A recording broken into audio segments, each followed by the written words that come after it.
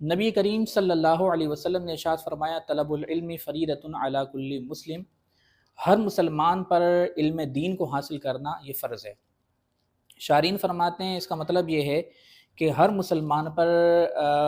اتنا علم حاصل کرنا فرض ہے کہ جس کی دین میں اس کو ضرورت و حاجت ہوتی ہے۔ یعنی اس کو خلاصہ ہم نکالیں تو علماء فرماتے ہیں ہر مسلمان پر اس کی موجودہ حالت کے مطابق علم سیکھنا فرض ہے۔ سوال یہ ہے کہ وہ علوم کے جن کو حاصل کرنا ہر مسلمان پر فرض ہے وہ کتنے علوم ہیں؟ تو علماء نے فرمایا کہ ہر مسلمان پر جن علوم کو سیکھنا فرض ہے وہ 5 ہیں۔ تو ایک مسلمان پر جو سب سے پہلا علم سیکھنا فرض ہے وہ ہے علم العقائد۔ عقائد یہ عقیدے کی جمع ہے، اور عقیدے کا مطلب ہوتا ہے وہ یقین کہ جس کا تعلق دین اور مذہب سے ہو، یعنی ایسا یقین کہ جس کا تعلق دین اور مذہب سے ہو اسے ہم عقیدہ کہتے ہیں۔ مثلا میرا یقین ہے کہ اللہ تبارک و تعالی موجود ہے،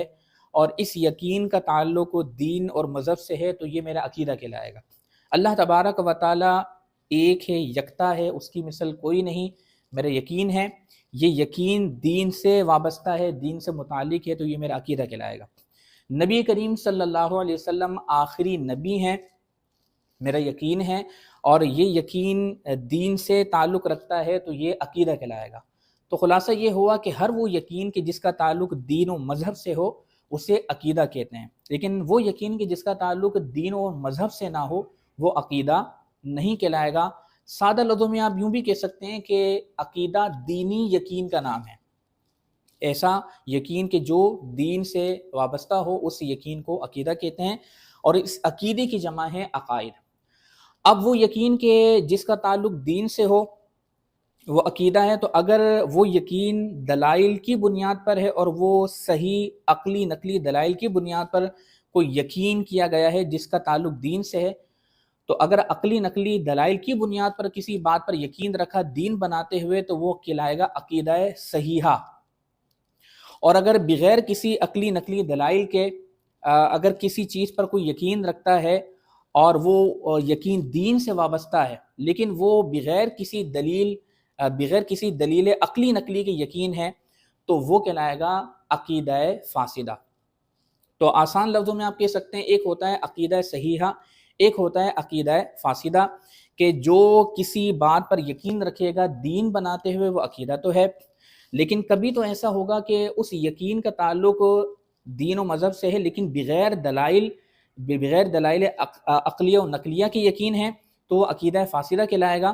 لیکن وہ یقین کہ جس کا تعلق مذہب سے ہے اور وہ یقین دلائل عقلیہ و نقلیہ کی بنیاد پر ہے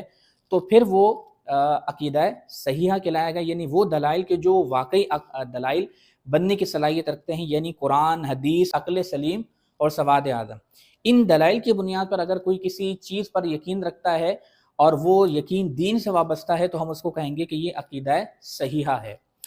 تو ایک مسلمان پر جن چیزوں کا علم سیکھنا فرض ہے وہ علم العقائد ہیں۔ تو میں نے بتایا کہ عقیدہ اس یقین کو کہتے ہیں کہ جس کا تعلق دین و مذہب سے ہوتا ہے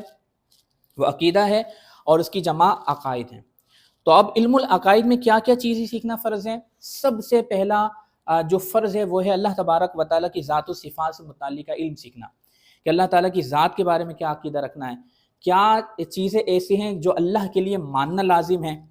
اور وہ کون کون سی چیزیں ہیں کہ جو اللہ کے لیے نہ ماننا لازم ہے۔ مثلا اللہ تبارک و تعالیٰ کے لیے یہ ماننا لازم ہے کہ وہ واجب الوجود ہے، اور اللہ تبارک و تعالیٰ کے لیے ہر طرح کے نقائص سے پاک ماننا لازم ہے۔ تو وہ کون کون سی چیزیں ہیں کہ جن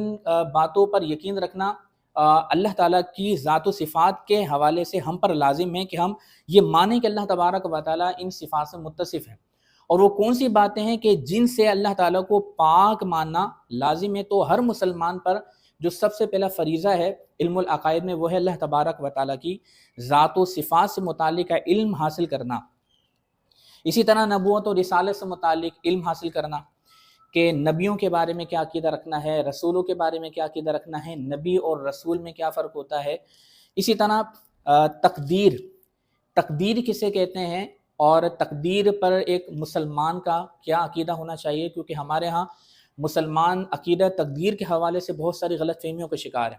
اور اس کا نتیجہ یہ ہوتا ہے کہ بسا اوقات ایک مسلمان عقیدہ تقدیر کے حوالے سے وہ باطل نظریات اختیار کر کے بیٹھا ہوتا ہے کہ جو اسلام اور دین کے بیان کردہ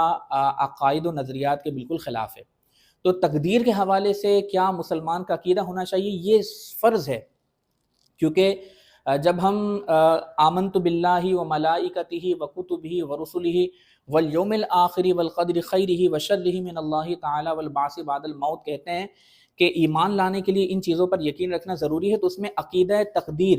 یہ وہ ہے کہ جس پر ایمان رکھنا ہر عاقل بالغ مسلمان پر فرض ہے۔ تو اب اس پر ایمان کیسے رکھنا ہے، ایک مسلمان کو تقدیر پر کس طرح ایمان رکھنا ضروری ہے، وہ بھی مسلمان کو سیکھنا ضروری ہے کہ اگر نہیں سیکھے گا تو بارہا وہ غلط فہمیوں کا شکار ہوگا اور ہو سکتا ہے کہ غلط عقائد و نظریات اس کے ایمان کی تباہی کا ذریعہ بنے۔ اسی طرح آسمانی کتابوں کے حوالے سے کتب سماوی کہ آسمانی کتابوں کے حوالے سے ایک مسلمان کا کیا عقیدہ ہونا چاہیے۔ قرآن صحیح حالت میں ہمارے پاس موجود ہے کہ اللہ تبارک و تعالیٰ نے اس کی حفاظت کا ذمہ لیا، تو جس طرح قرآن نازل ہوا تھا بعینہ ویسے ہی ہمارے پاس موجود ہے۔ دیگر کتابوں کے حوالے سے ایک مسلمان کا کیا عقیدہ ہونا چاہیے، وہ بھی سیکھنا ہر مسلمان پر ضروری ہے۔ اسی طرح حشر و نشر قیامت کے حوالے سے مسلمان کا کیا عقیدہ ہونا چاہیے، عالم برزخ موت سے لے کر قیامت تک کا جو عرصہ ہے اس کے بارے میں مسلمان کا کیا عقیدہ ہونا چاہیے، ملائکہ فرشتوں کے بارے میں کیا عقیدہ ہونا چاہیے، جنات جنوں کے بارے میں مسلمان کا کیا عقیدہ ہونا چاہیے۔ تو ایک مسلمان پر جو سب سے پہلا علم حاصل کرنا ضروری ہے وہ ہے علم العقائد، کہ اگر یہ علم نہیں سیکھے گا تو ہو سکتا ہے کہ اللہ تبارک و تعالیٰ کی ذات و صفات سے متعلق، نبیوں سے متعلق، ملائکہ کے حوالے سے، جنات کے حوالے سے، قیامت کے حوالے سے، تقدیر کے حوالے سے، آسمانی کتابوں کے حوالے سے ہو سکتا ہے کہ وہ غلط نظریات اختیار کر لے جہالت کی وجہ سے، لا علمی کی وجہ سے، اور یہ غلط نظریات اس کو یا تو اسلام سے نکال دیں یا پھر اس کو مذہب حق کا اہل سنت و جماعت سے خارج کر دیں۔ اس لیے جو صحیح العقیدہ مسلمان رہنا چاہتا ہے اس کے لیے ضروری ہے کہ وہ ان عقائد کا علم حاصل کرے۔